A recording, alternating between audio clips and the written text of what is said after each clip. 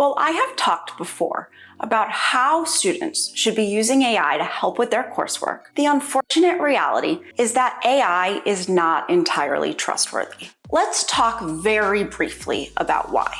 Large language models, or LLMs, like ChatGPT, Gemini, and Claude, are trained on large, diverse data sets to find statistical patterns. So when given a very specific input, like, tell me about the sinking of the Titanic, the model predicts the most likely output based on patterns it learned from its training data. In this case, the Titanic sinking has been written about at length, so it has the data to provide an accurate summary of the Titanic sinking. However, it can just as easily predict incorrectly. This is called, in tech speak, a hallucination. It happens when a model perceives a pattern that isn't there, leading to false or misleading results. For example, earlier this year, Google's AI made news for telling people to eat rocks as they are a vital source of nutrients, and to use glue to help cheese stay on their pizza. Last year, lawyers submitted a federal court filing that cited at least 6 cases that didn't exist. In this case,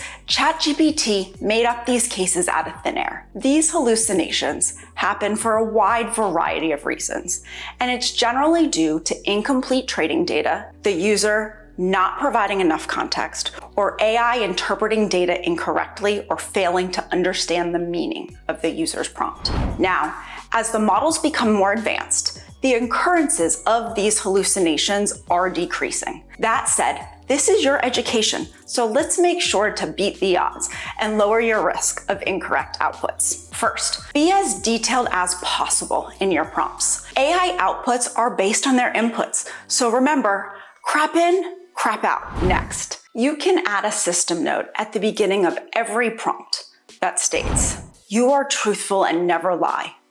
Never make up facts, and if you are not 100% sure, reply with why you cannot answer the question in a truthful way." Finally, you can prompt AI with your request and ask it to let you know if it doesn't have the information to complete the task. That prompt would look something like this. Please complete X. If you need more information to complete X, please tell me. While these methods are not foolproof, studies have shown that they do decrease the instances of AI hallucinations. However, it is always important to check responses that you are not 100% sure about with an authoritative source. As a student, just like any working professional, you are responsible when your assignments have errors or missing information. Case in point, the lawyers in the example above were each ordered to pay $5,000 fines, among other penalties. Thanks for watching, and please subscribe for more tips on how to use AI in your coursework and in preparation for the working world. See you next time.